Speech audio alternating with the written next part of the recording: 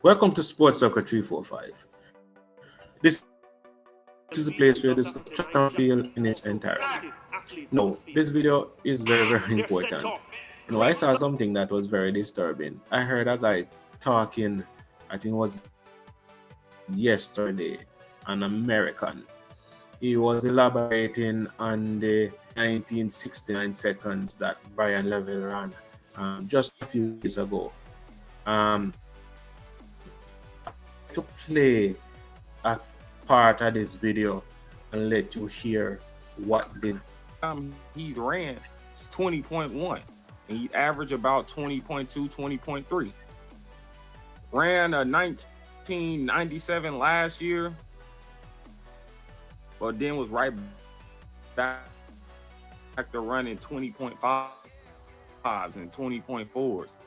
So him coming out and just running 19.6 was very odd and very suspicious in my opinion. Is suspicion a crime when we see things that are out of the ordinary? And I saw a lot of Jamaican fans like, just say, he was going to run this. But do it though? 2023, his PR is 2055. That's actually my current PR. 2 years later, he's running 19.6. Progress doesn't show anything like that. That a 20-point would have predicted that. All my drug tests. I understand what you're saying, but my problem with this is that they're saying that Bryan Levell movement was 19.6, and that is not true because Bryan Levell ran 1979 first. So basically, he went from 1970s and then he's at 1960s now. So to say that he ran 20 and then moved to 1960 is not. When I listen to him, it sounds to me like there's some hate in his voice. Sound to me like he's not necessarily happy for the man and like it is impossible. He also went on to hit on Jamaica doping committee. Let's listen a bit more what he was saying. Weir, who trained in Jamaica, who's a Jamaican, and we all know this. He's claiming that Jamaica was the drug capital of the world from 2008 to 2012, in which it is. If you look it up per capita, Jamaica was number one in failed drug tests during that period of time, and that's a fact. So Warren Weir, he has a stack of drug test papers from JADCO and AIU and IOC and things of that nature, stating that he was getting drug tested during this period. But mind you, he wasn't a prevalent runner during this period. He didn't run fast until June of 2012. So in 2010, he ran 21.5. Pretty sure he testing pool then. Pretty sure he drug test from then on those papers. 2011 is running 20.4. Probably doesn't have many drug tests from that era either. Then 2012, the Olympic year, he runs 19.8. So from 20.4 to 19.8. I feel like that's a suspicious jump in my opinion. And not suspicious because people can't work hard and get better by JADCO. So his whole entire time, only one test was conducted leading up to the Olympics. And this is just randomly when Warren started running fast, when the tests weren't being conducted. And he has this large stack of drug tests, but I want him to show a drug test from JADCO during that period of time in which he started running fast, anywhere from February, March, April, May, June, July of 2012. And this came from the head of JADCO, Renee Shirley. And when they got audited by WADA, the whole entire board stepped down because the testing wasn't up to par. One of the things that he said, all right, he mentioned that, he talked about the Jamaican Water Board, how they stepped down.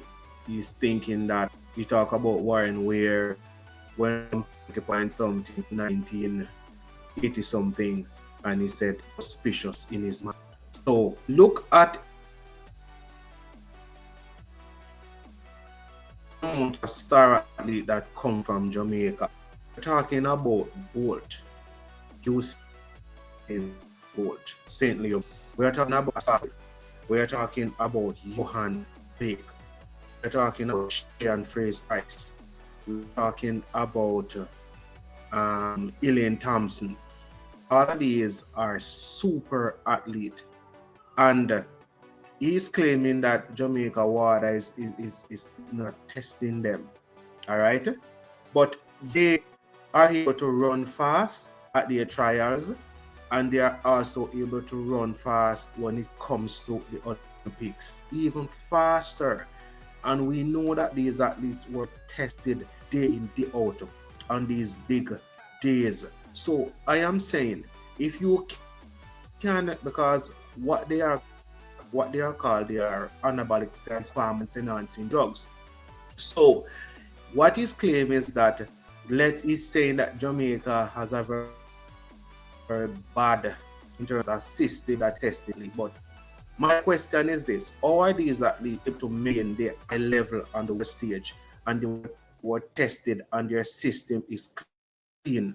So if he's claiming that these athletes might be on something when they are running in Jamaica because our system is shabby, based upon his comment, yet still these athletes are able to transition to the world stage where they are tested day out and still run faster.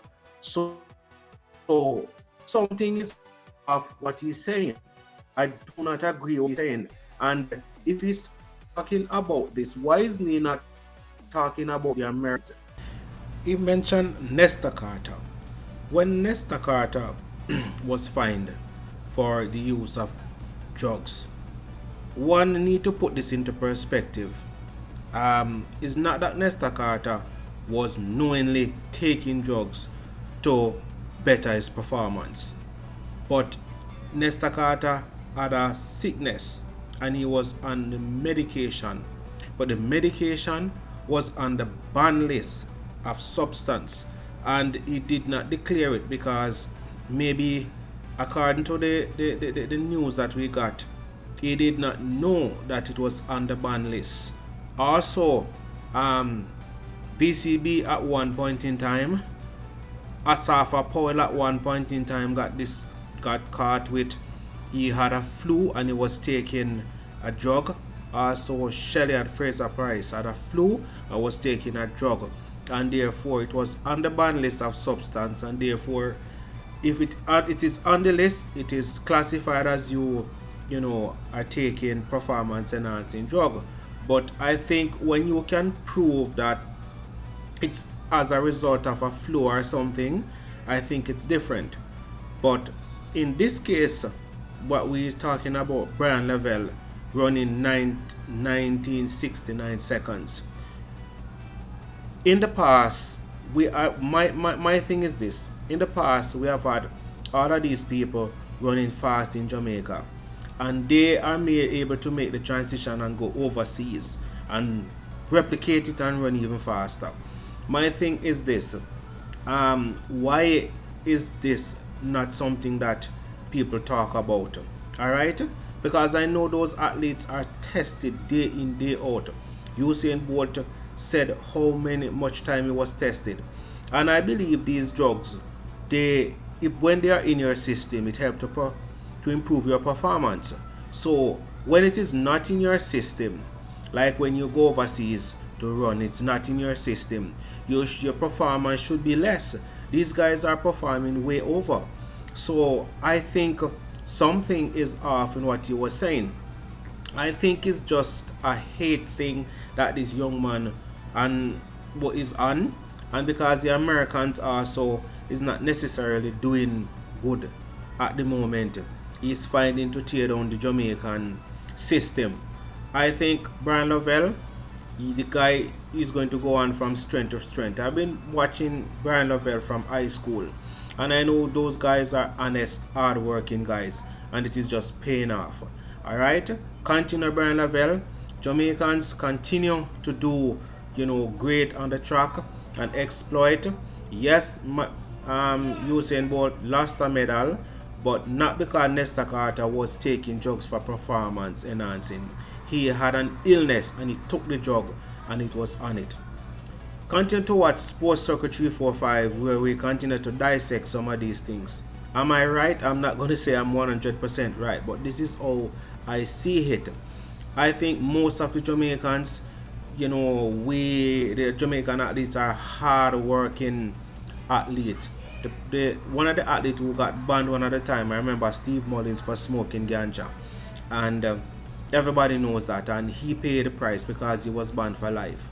Justin Gatlin took drugs and he's back and he could have run. Many Americans in the past who used to do it. Look at Flojo world record, is very shady, but it still stands on to this day. So when this young man is talking, he need to understand that, look here, if fingers should be pointing at drug takers or drug cheat, America is going to be the first culprit. Sports Circuit 345.